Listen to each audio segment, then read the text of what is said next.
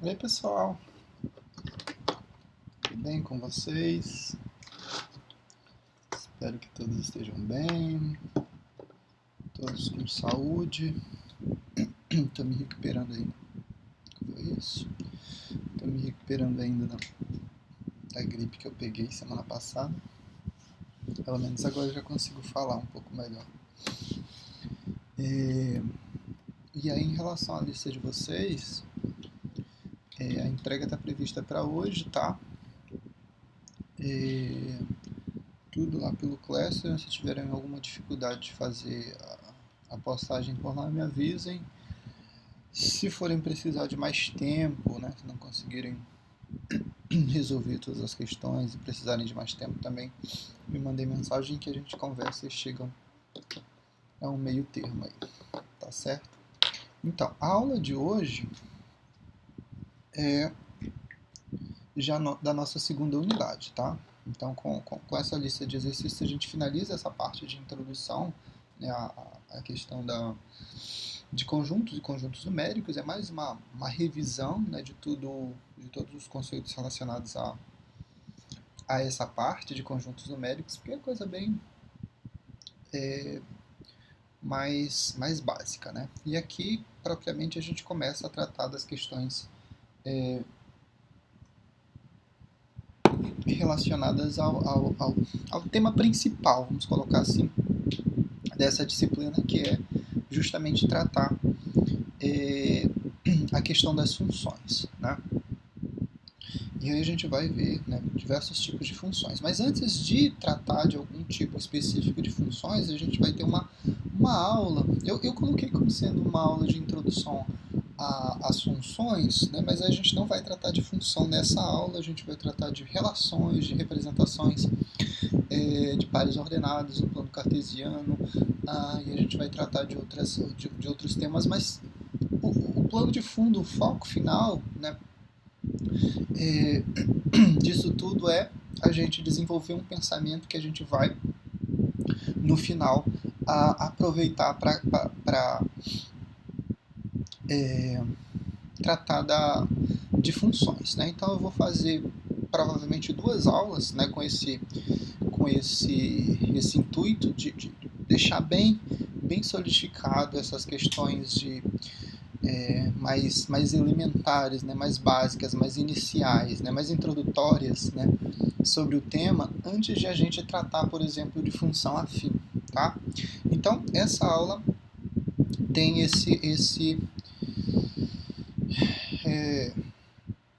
tem essa função, essa característica aqui de né, ser uma aula introdutória sobre os temas que a gente vai tratar mais na frente. Então,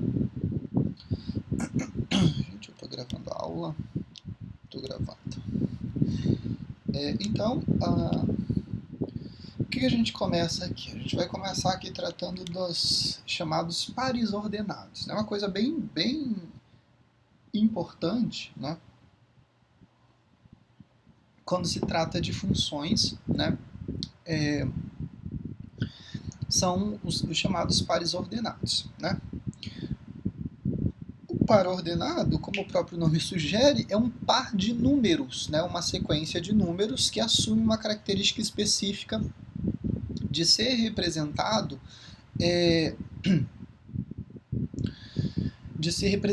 na forma de né, 2 números. Esses 2 números a gente vai, né, quando tratar de função, a gente vai perceber que eles têm alguma relação, né? Um vai ser chamado de domínio da função, vai representar o domínio de uma função, e o outro número vai representar a imagem da função. Mas a ideia aqui é essa ideia básica de, né, definir o que é um par ordenado, né? E é essa representação de números, né, que vão adotar essa característica de serem representados na forma de par, né? É um par ordenado, na forma de 2 números, né? E essa representação que foi colocada aqui é a representação que vocês vão ver para esse tipo de par ordenado, né? Chama-se par todo conjunto formado por 2 elementos, né? Assim, por exemplo, o par 1 e 2 é um par de números, né? O número 3 e o número -1 também é um par, né? A e B, né, se eu fosse indicar aí como sendo um par. E aí, para que a gente tenha a igualdade, por exemplo, entre um par ordenado, né? E aí a gente vai estabelecer essas relações de igualdade entre os pares, os pares ordenados, tá? Vai estabelecer essa relação, vamos estabelecer essa relação de igualdade quando a gente trata a questão de igualdade entre conjuntos, por exemplo. Eu posso dizer que o conjunto 1 e 2 ele é igual ao conjunto 2, 1. Essa inversão aí não produz efeito nenhum, né? Por exemplo, 3 e -1, quando a gente tratava de conjunto, né, inverter a ordem com que os elementos aparecem aqui nesse conjunto não influencia, tá? Não influencia. Eu posso dizer que esse par 2, 1 e 2 é igual ao 2, 1, tá? A mudança da ordem não teria influência nenhuma aqui. Numa situação, a gente vai ter essas representações, vai ter que fazer essas representações na forma de par ordenado, justamente porque em matemática, em algumas situações, né, como por exemplo no caso de funções, no caso dos sistemas, a gente utiliza esse tipo de notação na forma de par ordenado para representar resultados relacionados a um determinado tipo de situação, né? No caso das funções, a gente vai usar os pares ordenados. No caso dos sistemas de equações, né? Sistemas que vocês, né, devem ter visto lá no ensino médio, a gente usa na forma de representação de par ordenado também os resultados, né? Indicando aí que, por exemplo,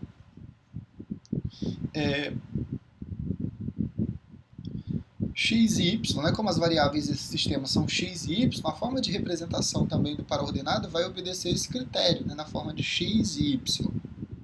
Mas isso aqui é só introdução, a gente não vai tratar de sistema aqui, tá? Só para trazer um exemplo de onde é que a gente pode utilizar essas representações na forma de par ordenado. E aí a ideia, por exemplo, aqui associada na questão dos sistemas, por exemplo, definimos a solução. X é igual a 2 e o y é igual a 1. Se você inverter essa ordem aqui nesse caso, você não vai ter uma solução para esse sistema. Se você disser que o x é igual a 1 e o y é igual a 2, no momento da substituição, isso não vai dar certo, tá? Justamente porque eu tenho um sinal de menos ali e o resultado não vai ser dificultado. Vai ser dificultado, né, por conta disso.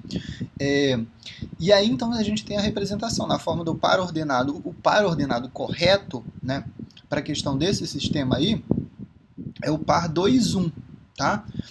Né, que seria a solução. E o par 1 e 2, né, que é a inversão, que é a troca, não seria a solução, tá? Não seria a solução.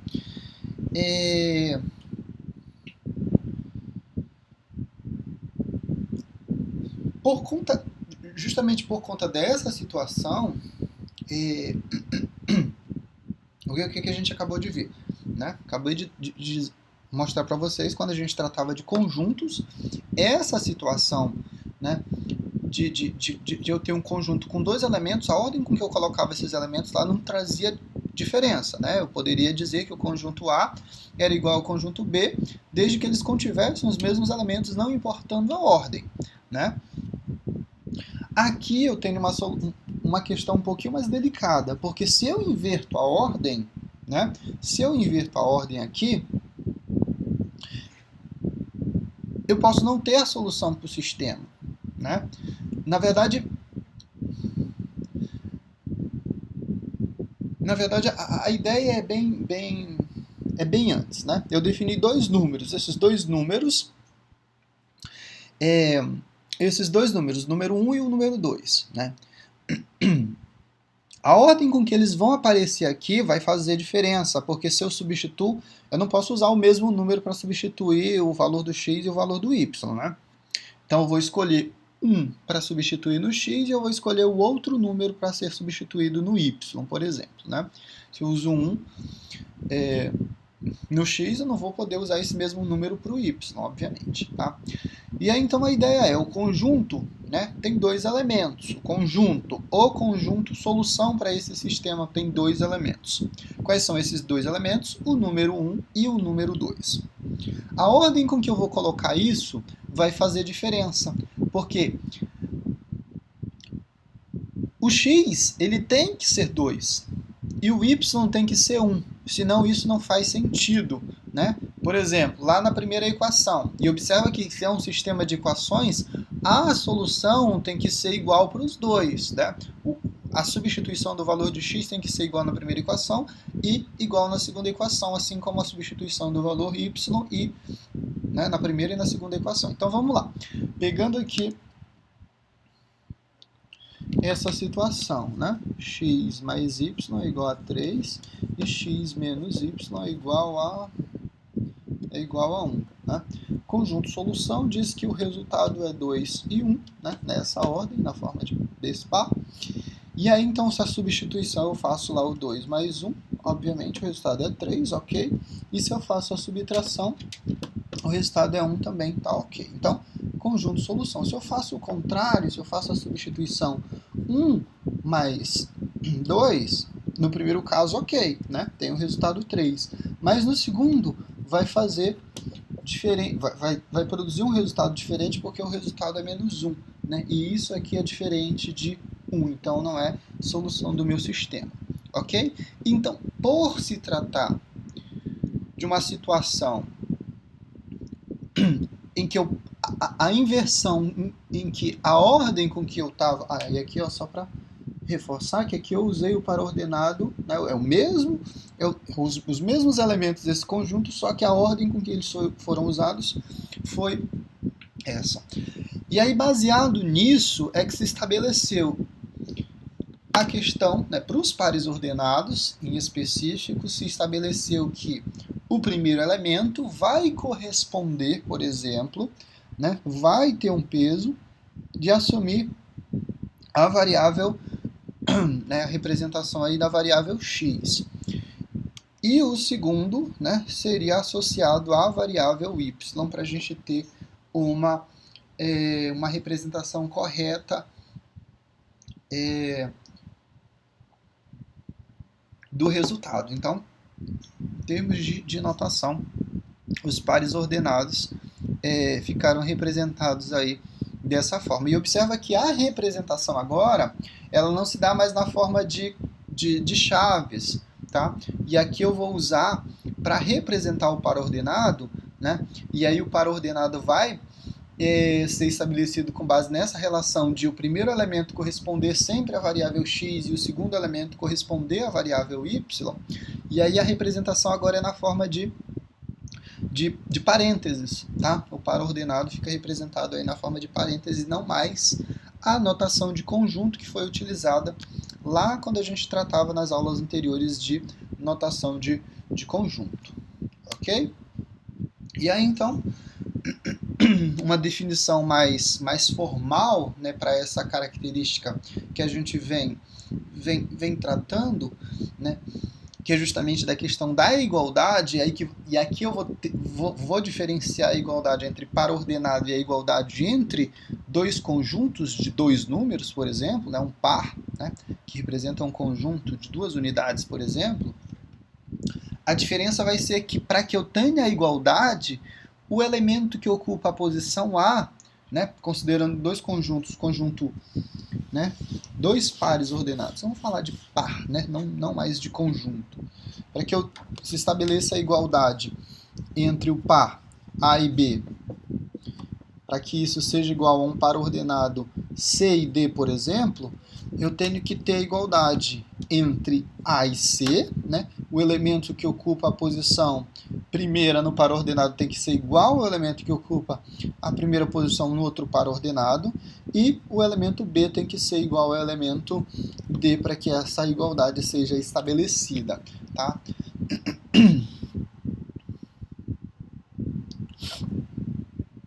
E não mais. E aí eu tenho que obedecer esse critério, tá?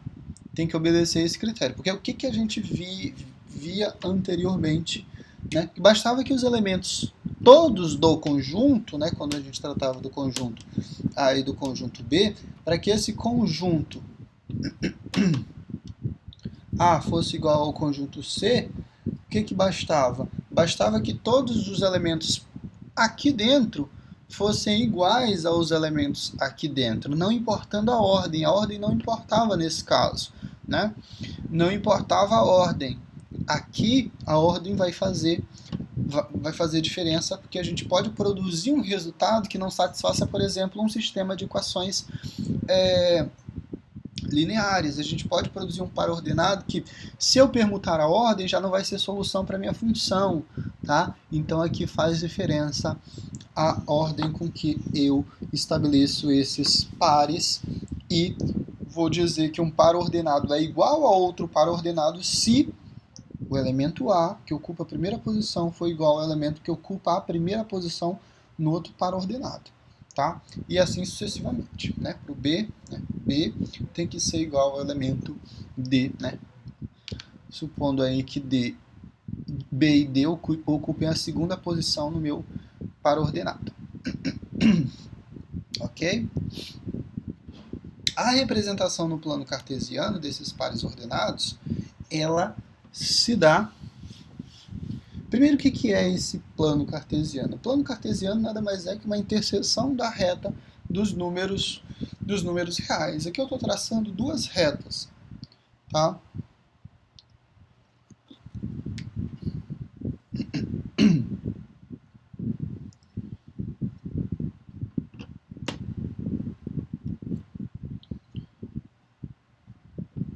Essas retas são retas de números reais. Tá? São retas de números reais. Convencionou-se chamar, né, e adotando aquele critério de coordenada na forma xy, na forma do par ordenado xy, a gente tem uma representação, né, uma dessas retas vai representar o eixo x e outra reta vai representar o eixo y aqui no meu plano cartesiano. Tá?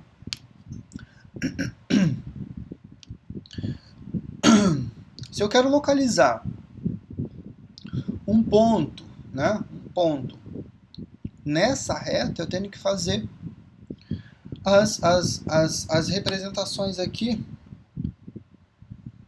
traçando retas paralelas sempre em relação a um eixo e outro. E a ideia aqui é sempre traçar, né? Então eu vou localizar nesse sistema, né, de representação, né, representação gráfica para essas coordenadas, para esses pares ordenados, eu vou conseguir localizar qualquer ponto pertencente, né, a esse plano, pertencente aos números reais, obviamente, né, qualquer par ordenado pertencente aos reais, eu consigo localizar esse par ordenado no plano cartesiano, né, nessa representação que eu vou mostrar aqui para vocês agora. Né? Para que isso aconteça, eu vou sempre buscar o correspondente em relação a x. Obviamente que eu vou estar trabalhando com um par ordenado do tipo xy, né? Um par ordenado dessa forma, e aí eu vou sempre buscar essa correlação em relação ao eixo x e em relação ao eixo y. Né? Observa que eu vou ter um representante na reta x e um representante na reta y. Então, digamos que eu tenha um y aqui e aqui eu tenha um x1, por exemplo, localizado aqui nesse ponto, certo? Então, a representação para esse ponto, para o ponto x1, y1, tá, vai se dar da seguinte forma: eu traço uma reta paralela ao eixo x, ao eixo y, tá? Vou traçar uma reta paralela ao eixo x, ao eixo y, desculpa, paralela ao eixo y e perpendicular ao eixo x. Paralela ao y, perpendicular ao eixo y, ao eixo x, desculpa. E aí você vai traçar também uma reta paralela agora em relação ao eixo X, tá? Na direção aqui do Y, essa reta vai ser paralela. E a interseção das duas retas, é o conceito de interseção, né? Onde as duas retas se encontrarem, se tocarem, eu tenho a representação do meu ponto x1, y1, certo? Então, mais uma vez,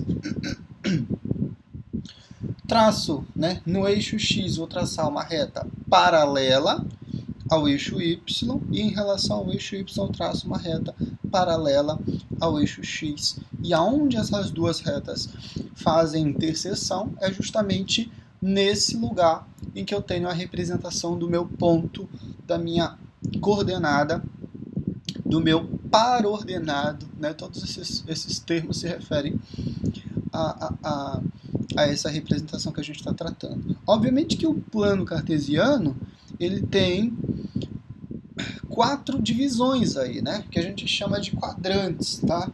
No sentido anti-horário, tá? A representação fica primeiro quadrante, segundo quadrante, terceiro quadrante e quarto quadrante.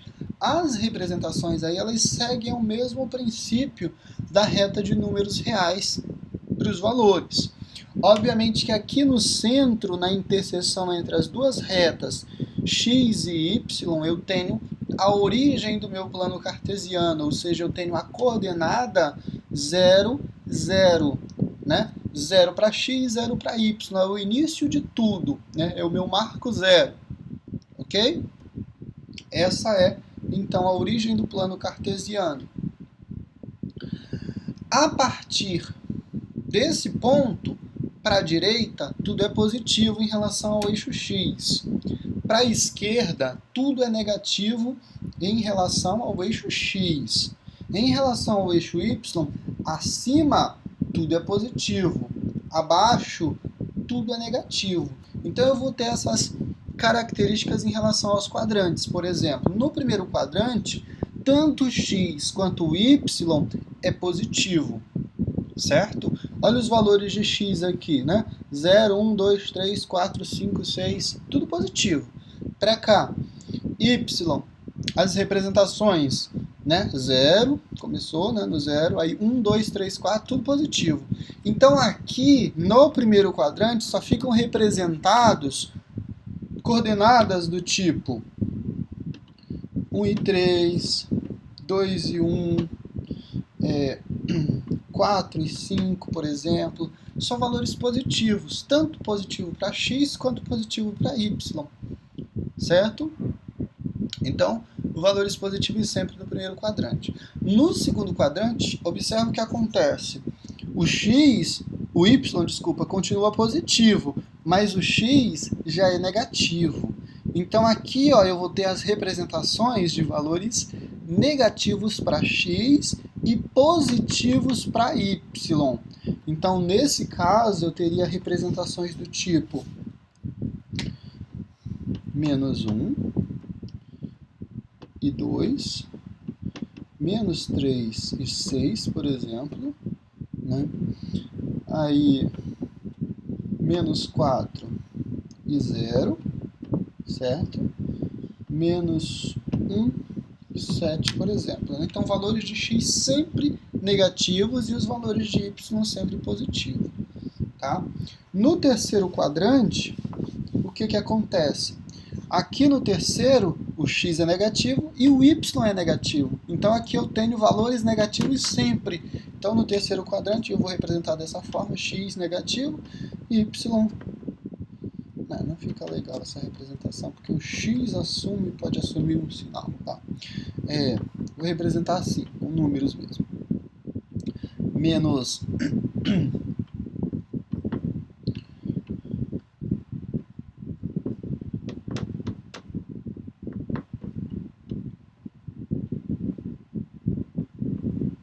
Tanto x quanto y são valores negativos.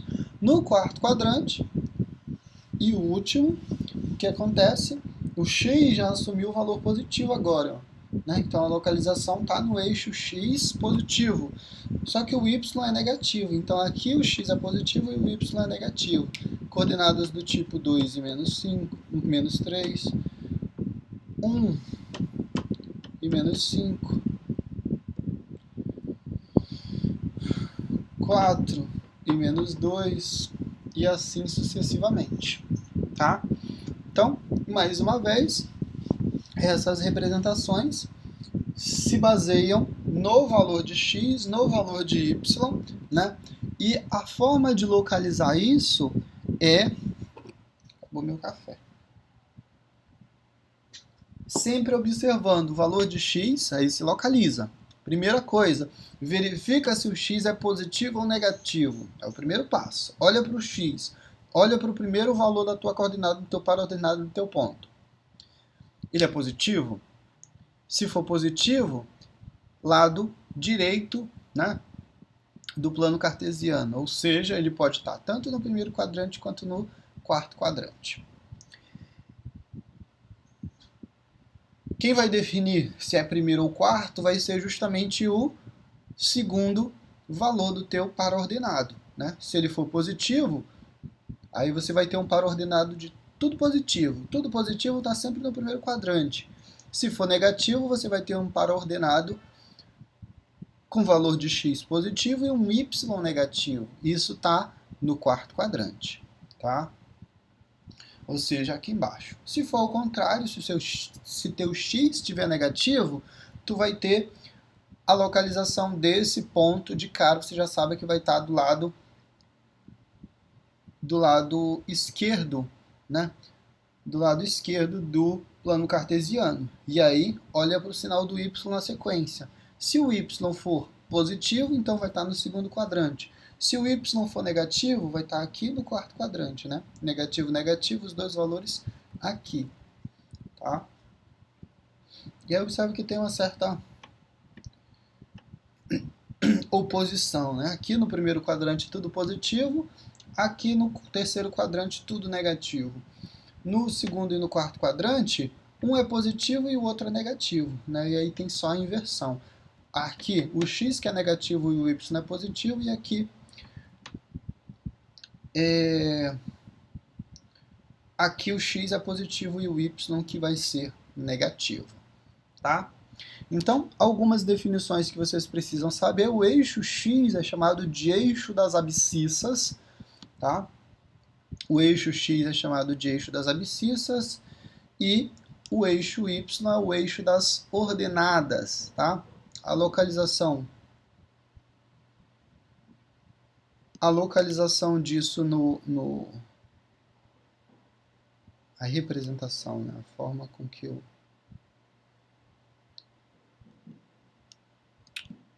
Que droga. Então, notação, né, para os eixos, o eixo das abscissas e o eixo das ordenadas. Se for o eixo x, se refere ao eixo das abscissas. O eixo y, você está tratando com o eixo das coordenadas, das ordenadas. Uma coordenada é um par, né?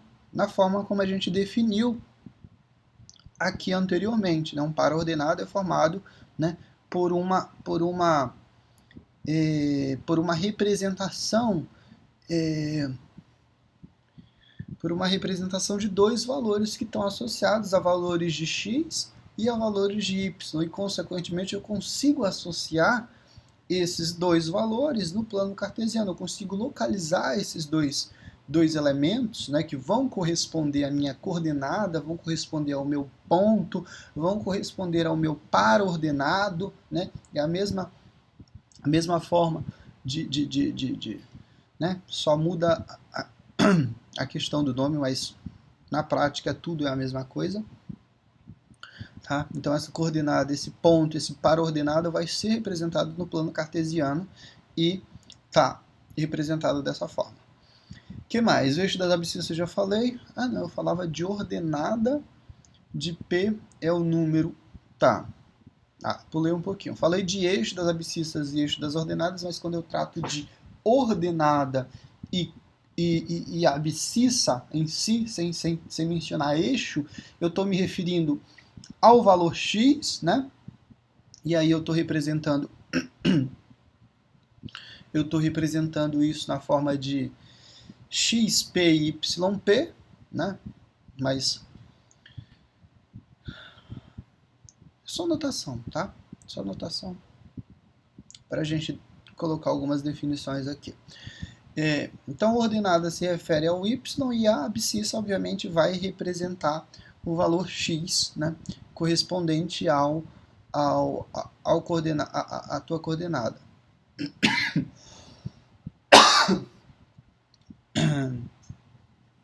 E aí, obviamente, o eixo das abscissas, o eixo das ordenadas, já havia comentado para vocês. A forma com que eu represento isso, na forma de simbologia matemática, o eixo x é representado aí com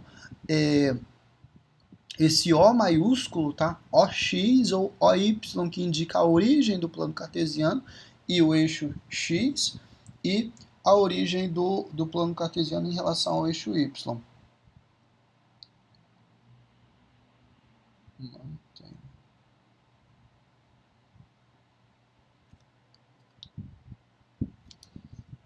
A origem,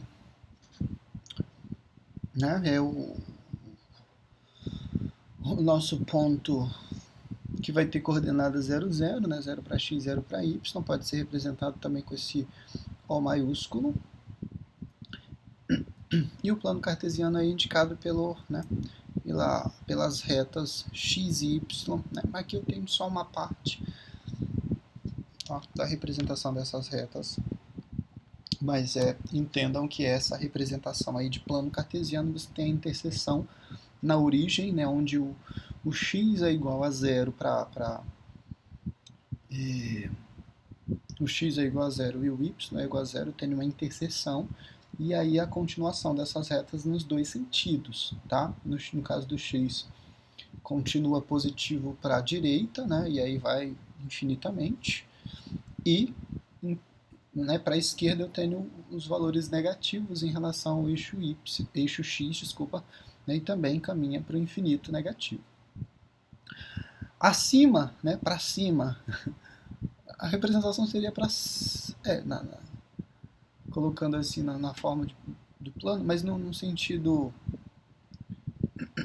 perpendicular. Vamos indicar para cima e para baixo, que eu acho que fica mais fácil, né? Porque a gente vai olhar de frente, então essa reta apontando para cima, a gente teria então os valores positivos, né, caminhando também para o infinito, e aí obviamente como é reta dos números reais, né, nos dois casos, essas duas retas não tem, né, não tem definição, elas não são finitas, né, são infinitas nos dois sentidos, tá?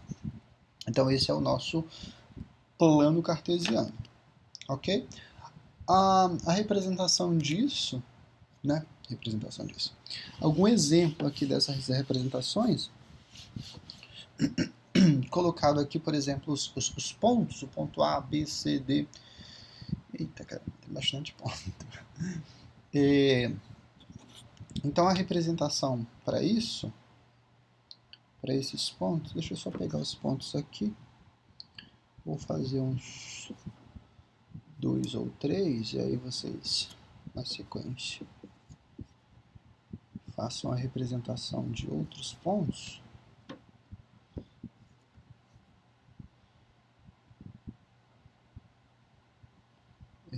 C, 2 e 5. Então, nosso plano cartesiano, a nossa representação aí em relação ao eixo x e ao eixo y, certo? A origem do plano, interseção entre os valores de x e de y. Eu queria um pincel de outra cor, né? Vou fazer as marcações dos números, 1, 2, 3, acho que o maior é 5, né? 4 e 5. Aqui 1, 2, 3, 4 e 5. 1, menos 2, 3.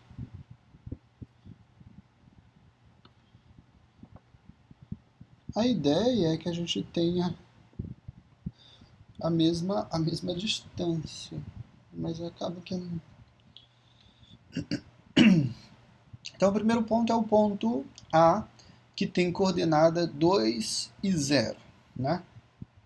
A ideia é traçar na altura do 2, na direção do 2, uma reta, né? Aí localiza o primeiro valor, o x é positivo, então x positivo aqui no eixo, na parte positiva do eixo x, aqui o 2 positivo, né?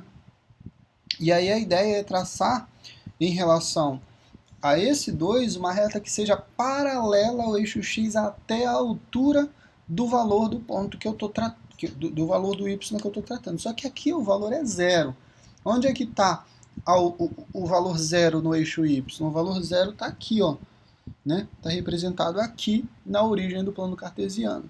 Então, a nossa representação aqui, ó, fica, né, se eu fosse traçar uma reta paralela, né, até a altura, na verdade, seria a própria coincidência do eixo x, né? E aí, então, ó, o ponto fica representado aqui sobre a reta x na direção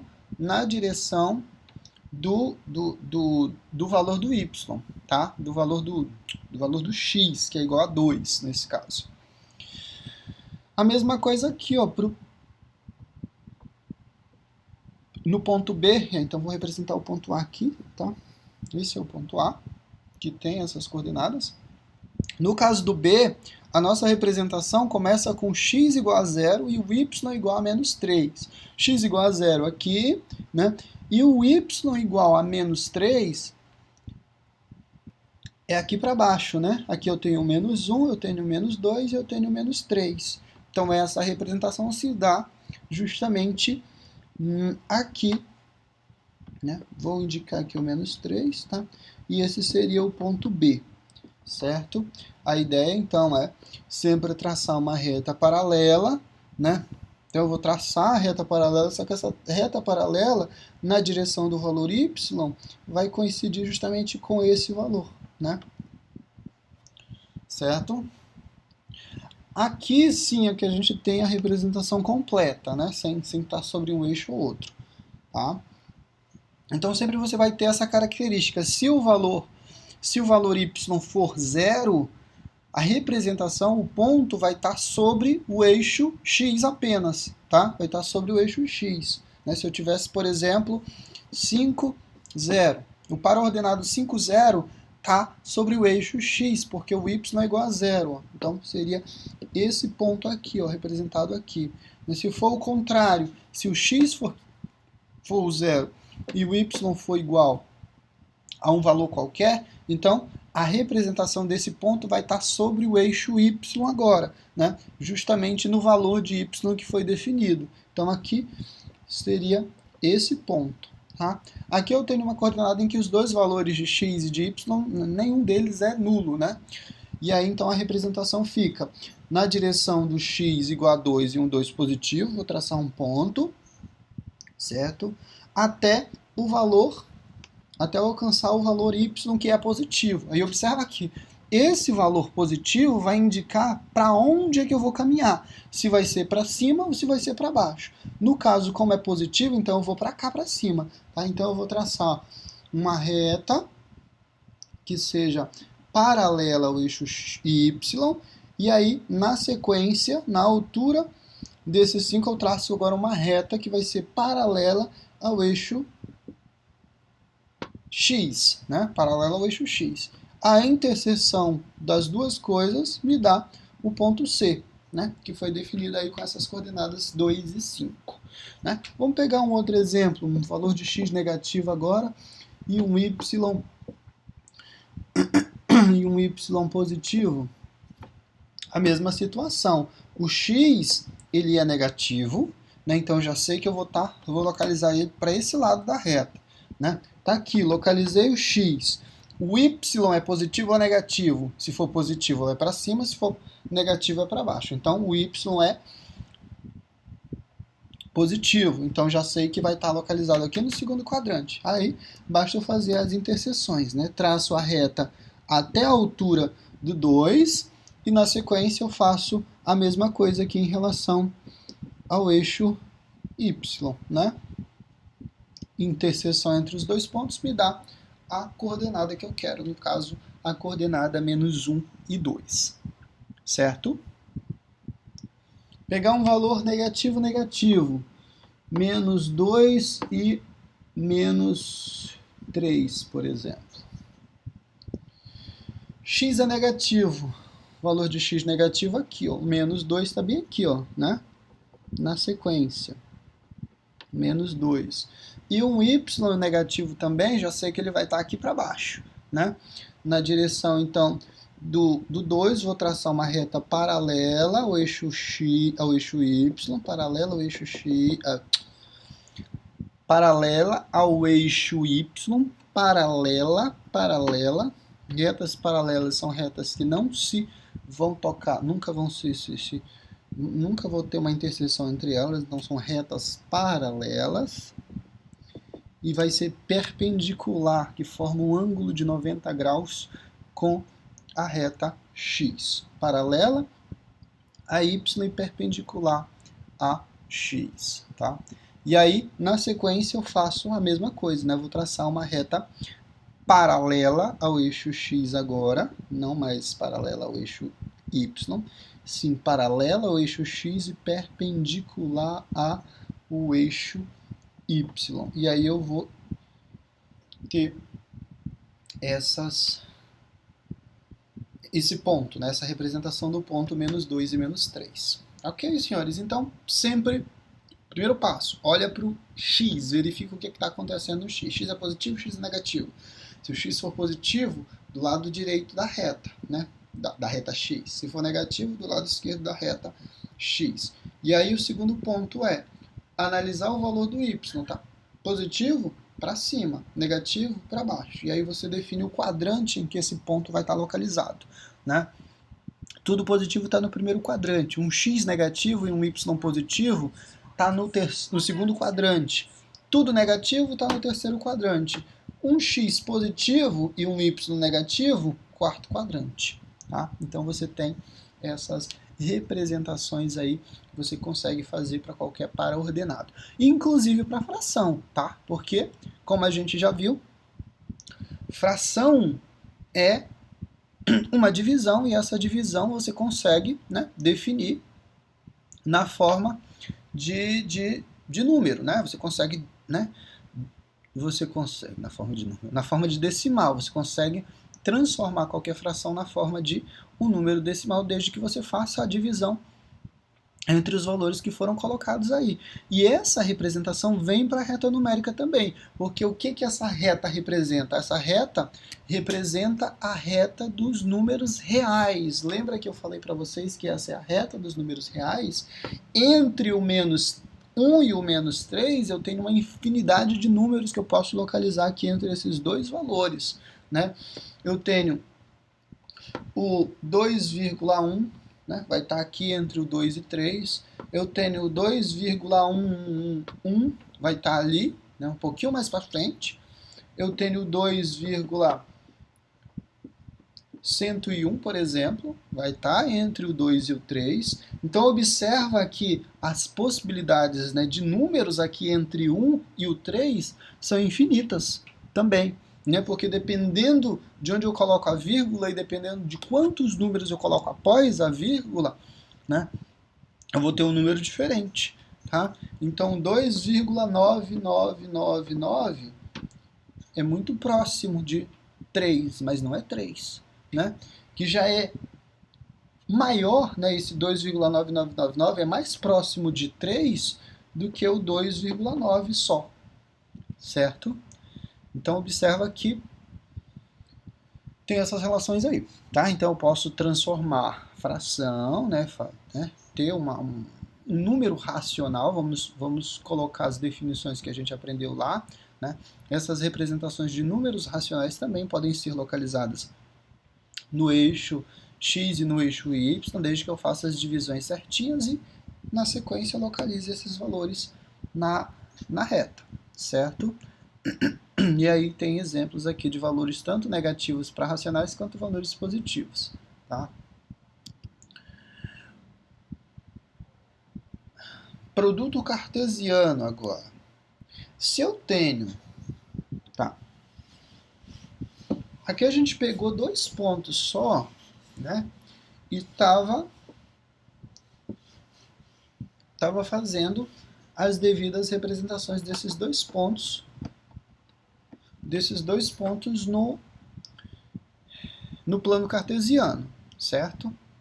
O que acontece? Se eu tiver um conjunto de valores, e aí observa que essas representações que a gente estava fazendo era pontual sobre a reta x e a reta y. Mas observa que se eu definir, por exemplo, um conjunto, e a ideia aqui é de conjunto, né, o conjunto A com uma quantidade definida de elementos, né, uma quantidade finita de elementos, e o conjunto B também com uma quantidade finita de elementos, e esses 2 conjuntos não são conjuntos vazios, obviamente, né, para eu ter essa característica. A gente vai fazer aqui o que a gente chama de produto cartesiano, a gente vai relacionar todos os elementos de A com todos os elementos do conjunto B.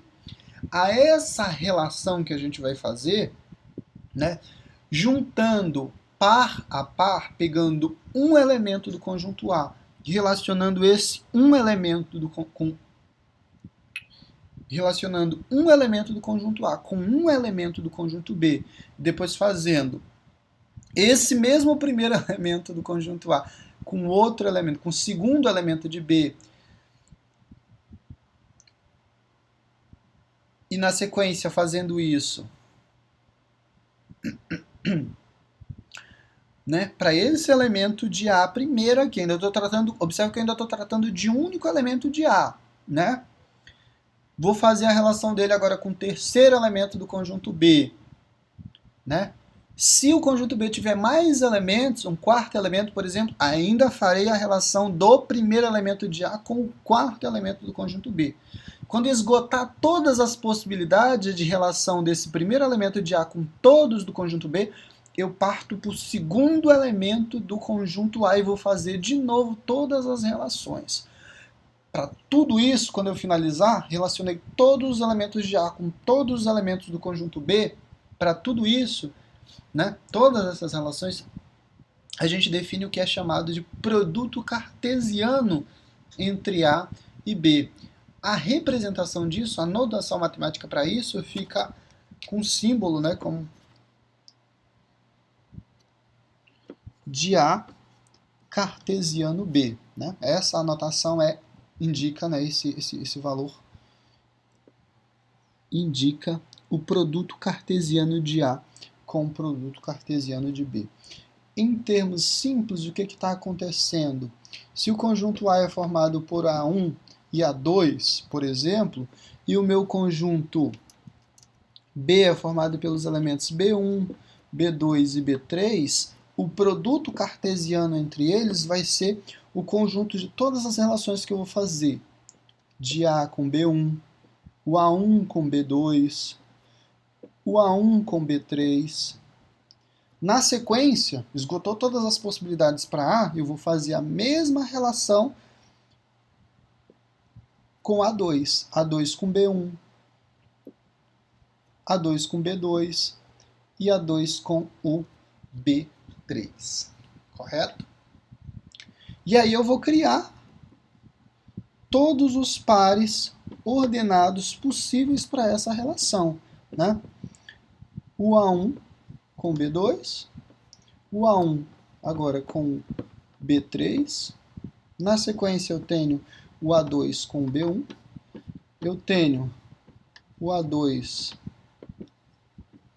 com o B2 e, finalizando aqui, o A2 com o B3. Então, o conjunto de todas as relações é chamado de produto cartesiano entre A e B. Certo? E isso fica, em termos matemáticos, A cartesiano B é indicado aí como sendo o par ordenado XY, tá o quê? O x pertence ao conjunto A e o y pertence ao conjunto B, tá? Nessa forma eu tenho uma notação para produto cartesiano, tá? A cartesiano B é igual a um par ordenado xy, tal que o x pertence a A e o y pertence ao conjunto B, né? Já que eu estou fazendo A e B cartesianos aí. A notação é A cartesiano B, né? Produto cartesiano de A com B, ou produto cartesiano de A com B. E aí algumas representações. Se o A for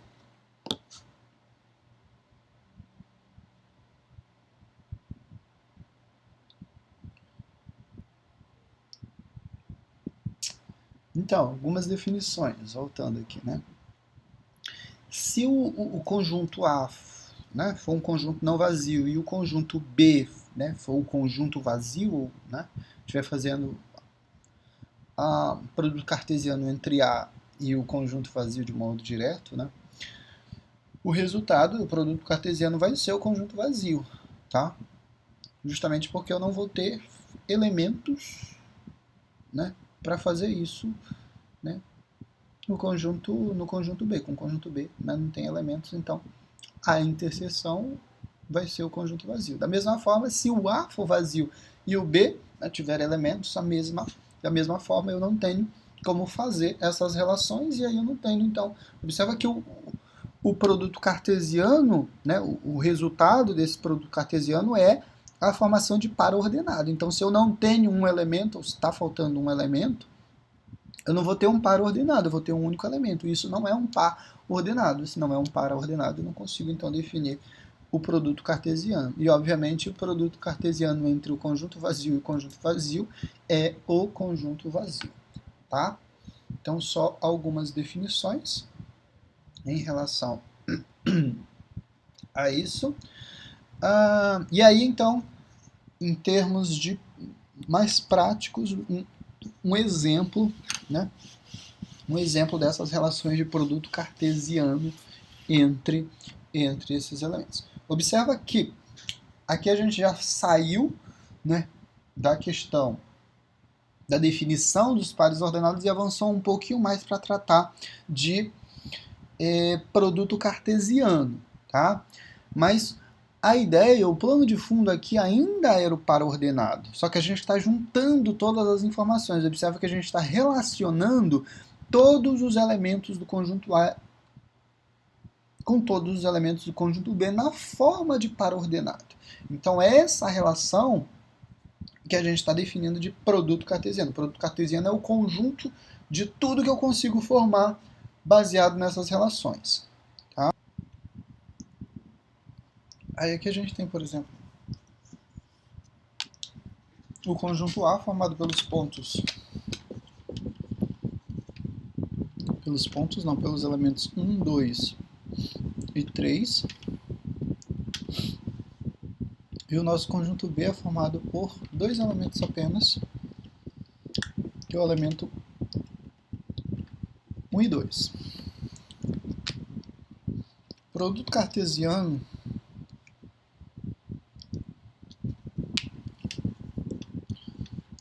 o A cartesiano B vai ser igual. Aí você vai fazer as representações, né? O primeiro ponto é o ponto 1 e 1. O segundo ponto é o ponto 1 e 2. Observa que o 1 já foi usado, tanto aqui, né, para formar o produto cartesiano, para formar o par ordenado com o 1, né? E esse 1 foi usado com o 2 para formar o segundo par ordenado. Na sequência, a gente vai usar o 2 para fazer a mesma coisa, né, para formar par ordenado com 1 e com 2. Então, 2 e 1, e o par 2 e 2. E aí resta agora o 3 para formar a mesma coisa, né? Vou colocar mais aqui. 3 com 1 e o 3 com o 2.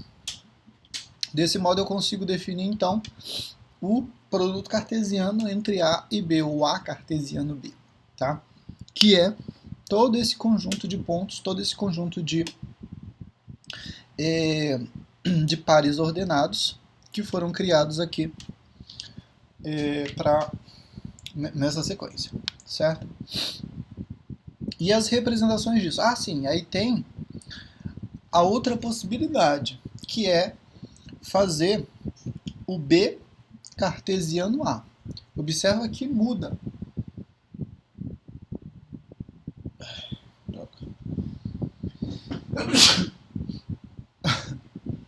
Observa que muda a situação se a gente for fazer o B cartesiano A. Justamente porque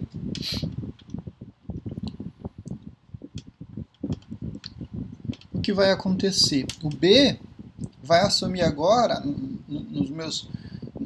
nos meus pares ordenados, quem vai assumir o valor de x, né, naquela minha ordem xy lá, quem vai assumir os valores de x vão ser os elementos do conjunto B. Então aqui eu vou começar com 1, né, e aí eu tenho isso, 1 e 1, observa que é igual, né. Na sequência, o que vai acontecer? Eu vou ter o 1 com o 2, e eu vou ter o 1 com o 1 com o 3, certo? Nessa ordem. E aí você já percebe a diferença aqui. No A cartesiano B, por exemplo, eu não tenho essa coordenada, o 1, 3, né? 1, 3. Aparece o 3 e o 1, mas o 1, 3 não tem, né? E aí faz diferença, é diferente, a gente viu isso, porque aqui ó, o 3 é valor de x e o 1 é valor de y. Nesse caso, o 1 é valor de x e o 3 é valor de y. Então eu não tenho esse par ordenado para o A cartesiano B, né? Ele aparece no B cartesiano A. Na sequência eu vou fazer o 2, 1, né? Isso daqui tem correspondente.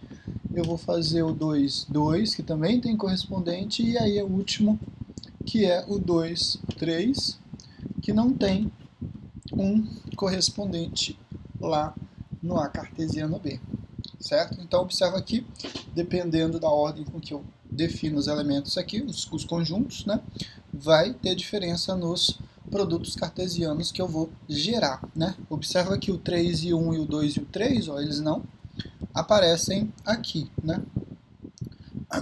Aparece 1 e 3 e 2 e 3, certo? Mas a quantidade de elementos, né, a quantidade de pares ordenados que eu formo é igual, né? Aqui eu tenho 6 e aqui eu também tenho 6, tá? Com algumas diferenças aí entre eles, certo?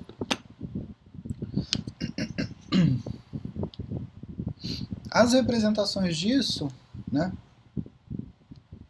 ficam também distintas no plano cartesiano.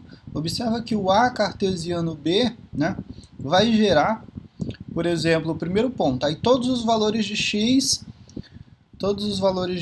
que foram substituídos, que foram usados, né, aqui, por exemplo, o 1, começando com 1, né, o primeiro ponto, o 1 aqui, definido, certo? O segundo ponto é o 1 com 2, né? Aqui o 1 com 2 definido aqui. Aí eu vou para o próximo valor de x, que é o 2. 2 com 1, definido aqui nesse ponto. O 2 e 2, definido aqui nesse ponto. O 3, 3 com 1 e o 3 com o 2, né? Então gerou esses dois pontos. Quando eu faço o B cartesiano A, né? O B só tem dois elementos, só tem o elemento 1 e o elemento 2, né? Quando eu faço o cartesiano com o conjunto A, que tem 3 elementos, então fica definido dessa forma. O 1 com 1 está aqui esse ponto, o 1 com 2 está aqui o ponto, né? O ponto aqui, e o 1 com 3 que não aparece nesse exemplo, né? Mas vai aparecer aqui. E o 2, né, novamente, 2 com 1, 2 com 2 e o 2 com 3, né? O valor de x2, o valor de x1 e os valores de y associados, tá? Então, só para mostrar a diferença aí dos produtos cartesianos, dependendo da ordem com que você coloca os conjuntos que vão ser analisados aí, certo? Se você fizer o cartesiano de um conjunto com ele mesmo, né? Ou seja, A cartesiano A, o A é formado por dois elementos, né? Nesse nosso exemplo, o A é formado por 2 e 3, então eu faço A cartesiano A ou então a ao quadrado, ou A2, né? O que vai acontecer? Eu vou ter os valores, né? As representações vão ficar definidas da seguinte forma. A é 2 e 3, né? Então, é como se eu vou olhar, né, para o A cartesiano com ele mesmo.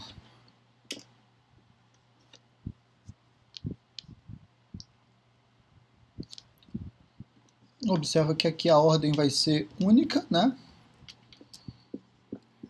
Já que A é igual a A, então essa mudança aqui não vai fazer sentido, né? Eu vou inverter. Mas o primeiro par ordenado é 2 e 2. O segundo é o 2 e o 3. Aí 3 e 2, né? E 3 e 3. Que é o nosso último par ordenado, né? As mesmas representações podem ser feitas lá no plano cartesiano, né? Como a gente fez no exemplo anterior. Se você estiver tratando, por exemplo, do produto cartesiano, aí aqui já mudou um pouquinho. A definição que foi colocada para esse conjunto A é aquela notação de conjunto que a gente viu lá na aula anterior, né? A é igual a x, que pertence ao conjunto dos números reais, então A é um valor real. E aí, isso é um ponto importante. Isso é um ponto importante. O A real significa que ele pode assumir qualquer valor. E esse qualquer valor que você está colocando aí é qualquer valor mesmo, tá?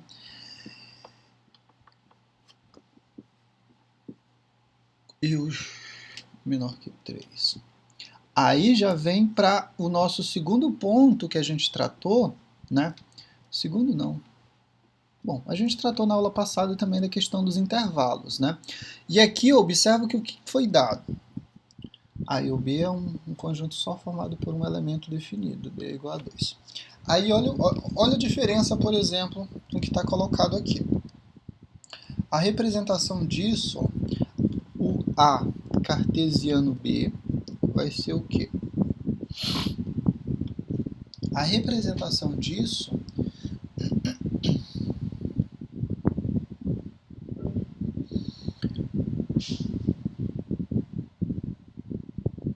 o x, voltando aqui para a questão do intervalo, né?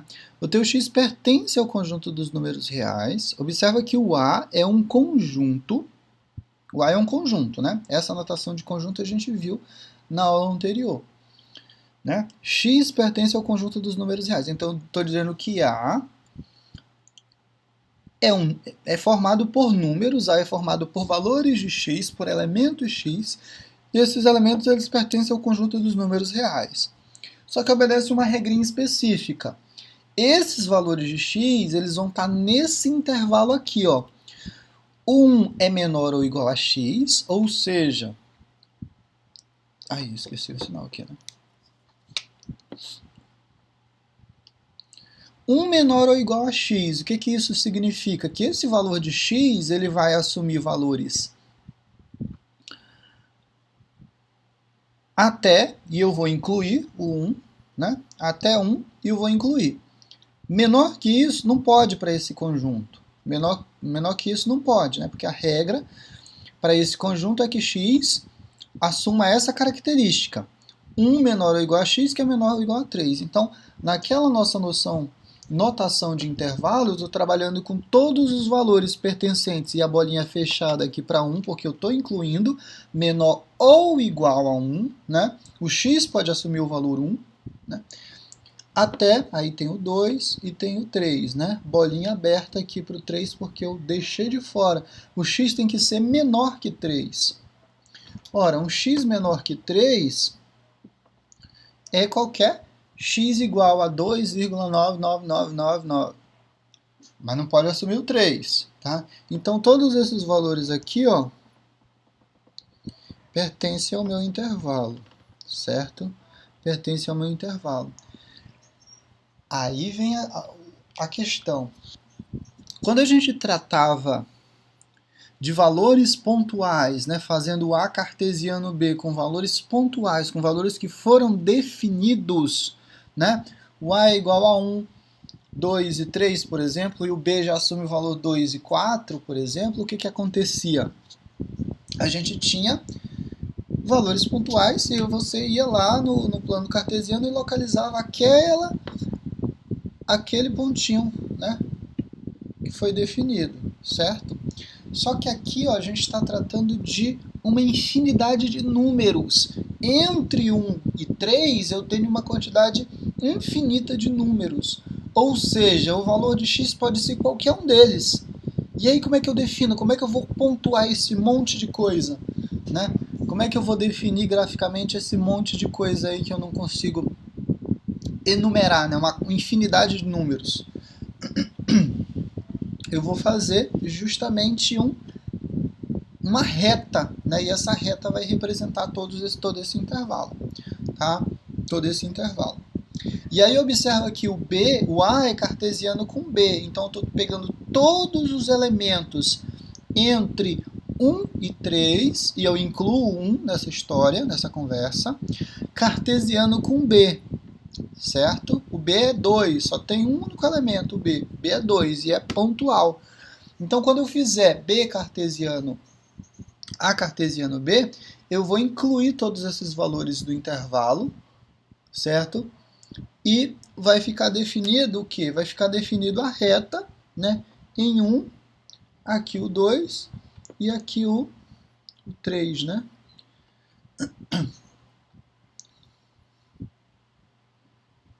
Na direção do B igual a 2, tá? Então aqui incluir o 1 e o 3 vai ficar de fora, tá?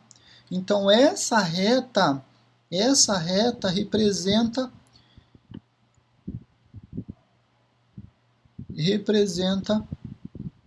o produto cartesiano entre A e B, certo? Porque aqui eu posso pegar sobre essa reta qualquer valor de x que esteja nesse intervalo entre 1 e 3, né? E qualquer valor que esteja nesse intervalo vai estar sempre associado com 2. Ó. Observa que faz sentido, né? Se eu pegar o 2, ele vai estar associado com 2, porque qualquer valor que eu tome aqui nesse intervalo, eu vou associar automaticamente ele com 2 e vou formar um par ordenado do tipo, né, no caso, 2 e 2, né?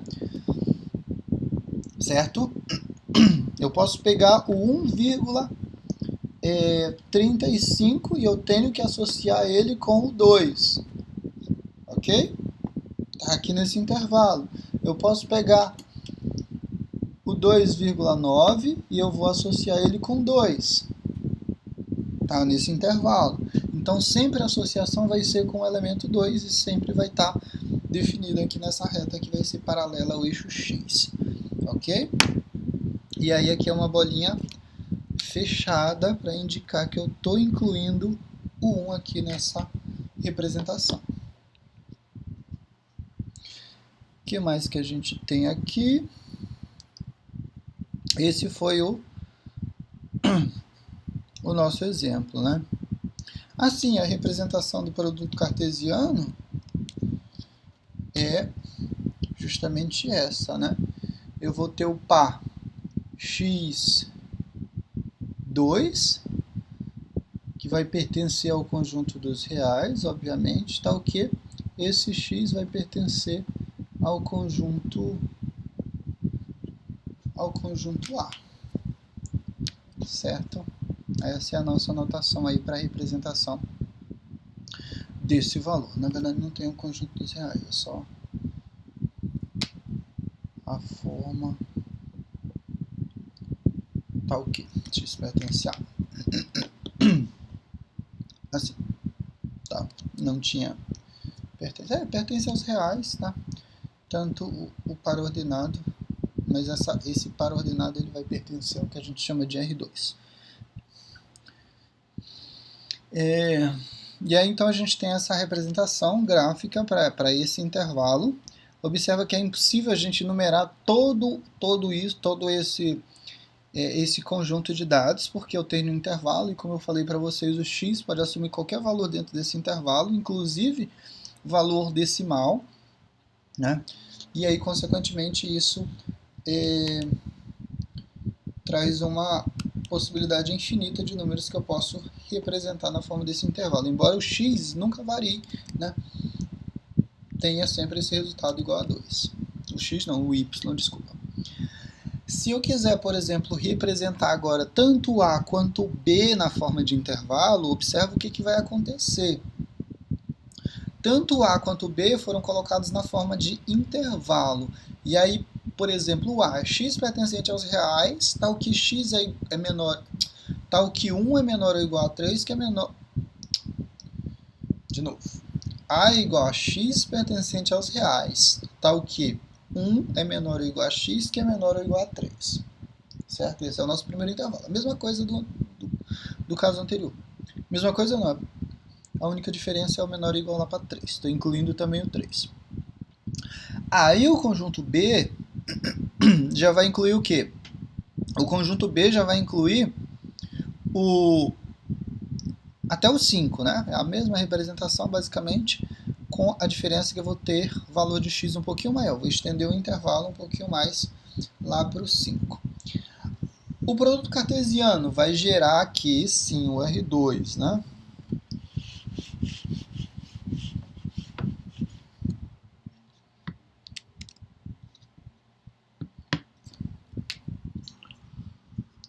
B.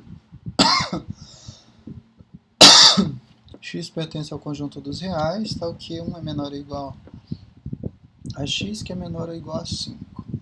Ok? Nossa. Isso aqui é menor ou igual agora para esse exemplo, né? E esse B não tem. Quando eu fizer o A cartesiano B, o que vai acontecer?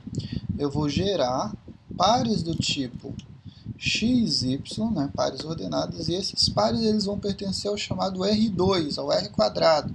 Esse R2 nada mais é do que a representação em notação matemática para o nosso plano cartesiano, né? A representação do plano cartesiano é colocada dessa forma, é o R2, certo?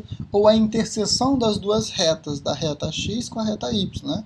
Aqui não tem uma reta de reais, aqui não é outra reta de reais, então, em notação, isso representa justamente o plano. A gente está fazendo essas representações aí.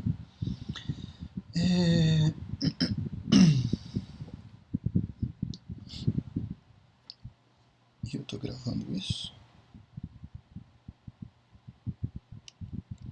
Estou gravando. E aí, então, a nossa limitação é que vai ficar separado das duas formas. O A representa os valores de x, né, que são os primeiros elementos do meu, na forma de par ordenado xy, eu estou pegando x e eu estou pegando y, certo? Então x eu vou sempre pegar do conjunto A e o y eu vou pegar do conjunto B, certo? Então a nossa representação aqui vai ser x e y pertence ao conjunto pertence ao R2, de modo que 1 menor ou igual a x menor ou igual a 3, né? Vai ser o valor de x, e vou representar agora o y nesse intervalo, né? Só vou trocar a notação aqui para colocar, gente, esqueci o menor ou igual a 5, certo? Para mudar a nossa representação. Então, x e y, né? Pares ordenados, um par ordenado na forma xy vai pertencer ao R2, de modo que o 1 vai pertencer a esse intervalo e o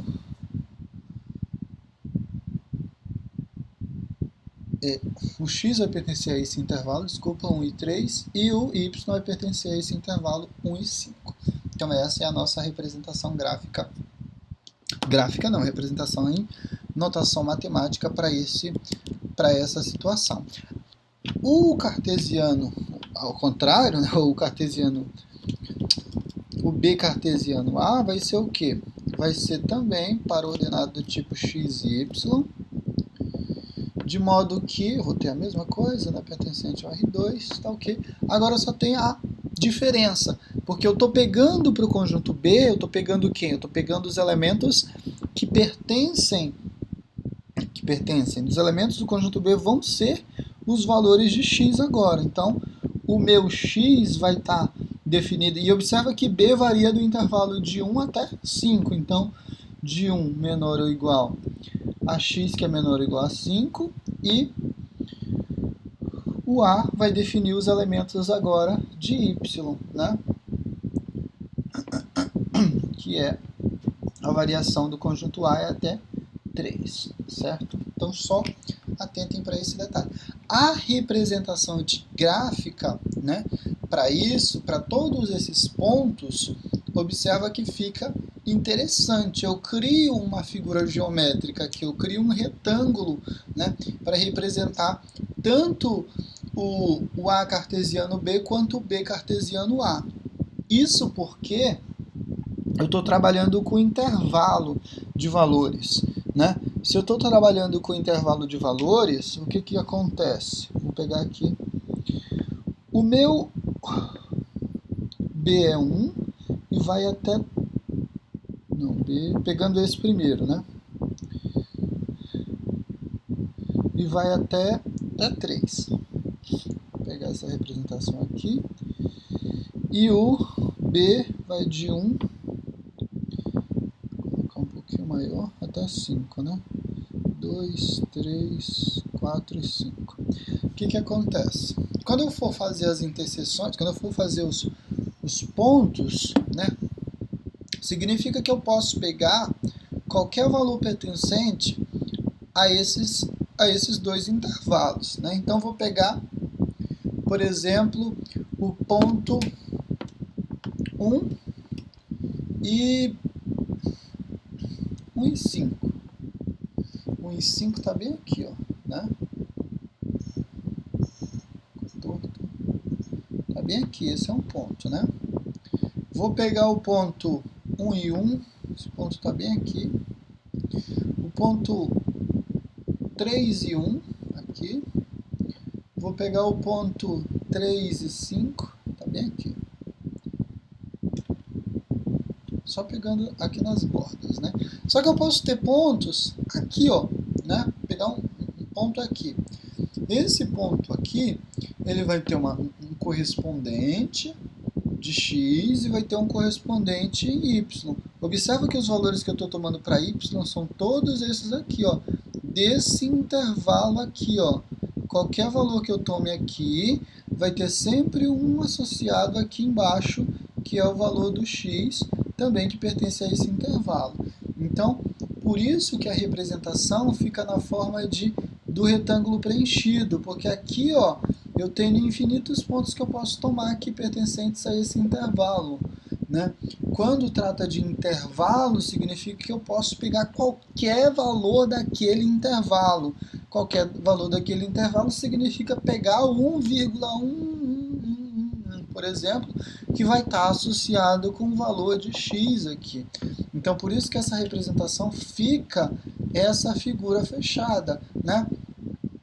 Por exemplo, quando a gente tratou da reta, né, fez a representação daquela reta lá em que incluiu,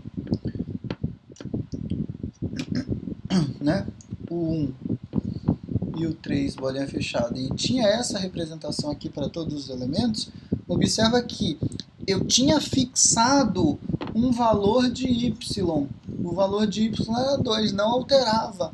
Se não altera esse valor, a única possibilidade que eu posso pegar são valores que estão aqui sobre essa reta, ó, que é na direção, na altura do 2, né? Tem que estar tudo aqui. E aí a variação do x, ó, vai para cá, né? X pode ser qualquer coisa. Quando eu posso alterar nas duas direções, tanto no x quanto no y, o que vai acontecer? Eu consigo mover isso aqui, ó, tá? Por exemplo, pegar um ponto aqui. Ainda estaria dentro do intervalo em relação a x e estaria no intervalo se fosse definido, sei lá, até 1, por exemplo, né? Para o y, estaria nesse intervalo. Se eu pegar esse ponto aqui, ó, ele estaria no intervalo em x e estaria no intervalo que foi definido, certo? Então aqui, ó, quando eu consigo variar tanto o x quanto o y e pode assumir qualquer valor, inclusive os decimais, eu estou criando, na verdade, uma figura plana, uma superfície plana aqui nesse plano cartesiano, tá? Pode incluir vários valores ali. A mesma coisa, o mesmo sentido, o mesmo significado tem aí para o B cartesiano A, com a diferença que agora a variação maior vai se dar em relação ao eixo x, né, que vai variar de 1 até 5, e o eixo y vai variar de 1 até 3 apenas, certo? Deixa eu ver aqui.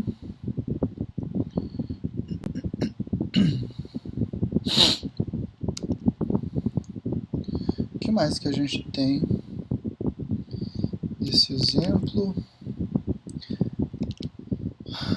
Umas observações em relação a isso.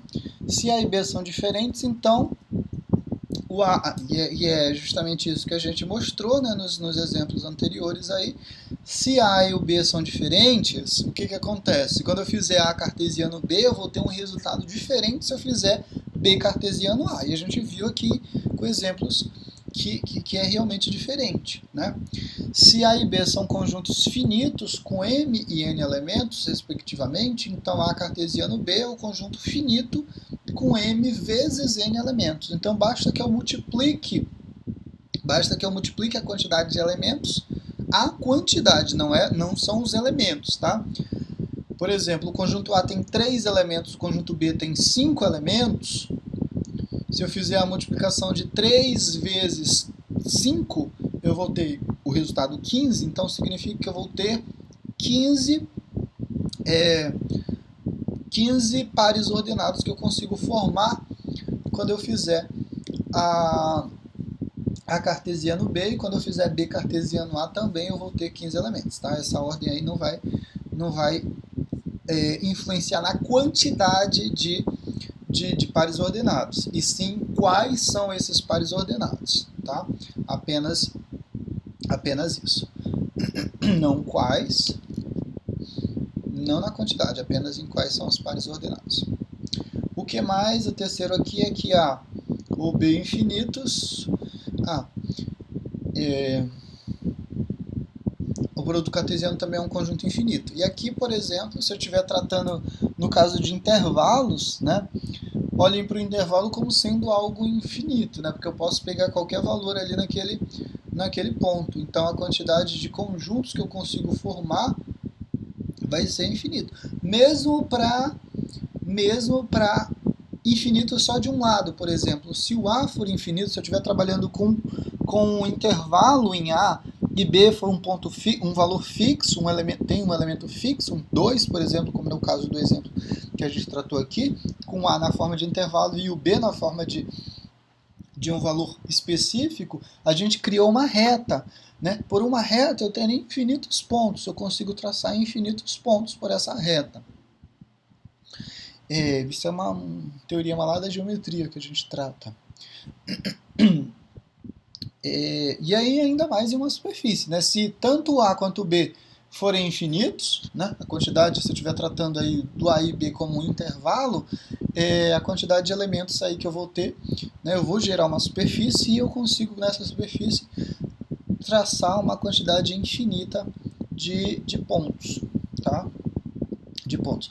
E aí observa o detalhe que, embora a região fique delimitada, né, no plano cartesiano, não significa que ela é finita, porque o que é infinito aqui dentro, o que a gente está tratando de infinito, é justamente a quantidade de elementos que eu vou gerar. E a quantidade de elementos de um produto cartesiano são a quantidade de pares ordenados, tá? A quantidade de elementos de um conjunto que trata da questão de produto cartesiano é justamente a quantidade de coordenadas que eu vou gerar. A quantidade de pares ordenados que eu vou gerar.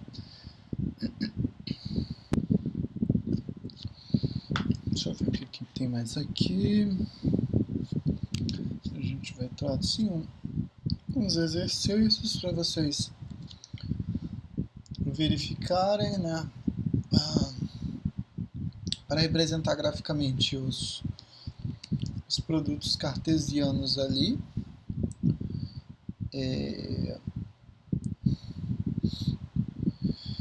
Conjunto A, o conjunto B, o conjunto C, verifiquem qual é o cartesiano que vocês vão fazer com quem, né? Quem vai fazer com quem.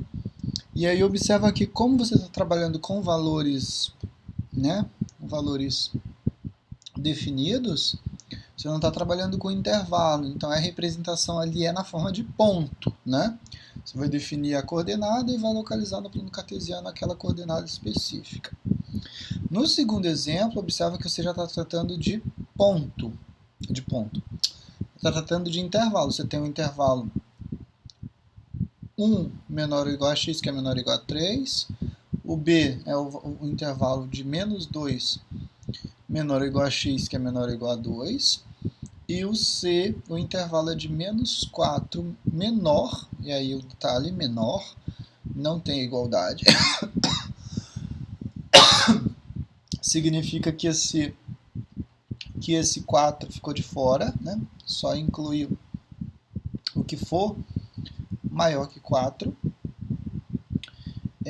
E tem que ser, o x tem que ser menor ou igual a 1. Né? Então, compreendido aí de menos 4 até 1. Certo? E aí você vai fazer os produtos cartesianos também com aquela relação lá que a gente viu de representar graficamente. Né? Como é que ficaria representado graficamente esses produtos cartesianos? Quando a gente trata de intervalo, se não houver, pode ser uma reta inteira, né? A reta, né?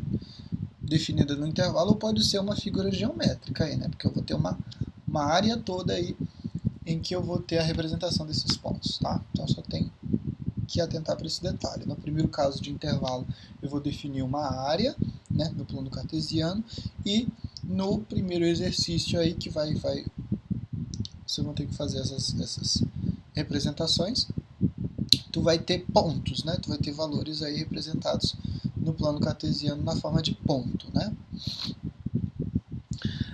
Seguindo aqui, o que a gente vai ter é a relação da questão binária. Mas isso aqui a gente vai deixar para a aula de amanhã, né, que eu finalizo essa parte, já estou praticamente com 1h30, então eu vou iniciar isso e não vou conseguir finalizar, então prefiro começar, né, tratar de relação binária na aula de amanhã e eu finalizo mesmo amanhã e a gente avança para outra parte que é tratar de temas relacionados a mais específicos com a questão de funções, tá? Então, até a próxima aula, que é amanhã já, né? E a gente vai conversando aí. Um grande abraço a todos. Tentem resolver esse exercício, tá? Para vocês irem treinando aí em relação ao conteúdo, tá? Até a próxima, gente.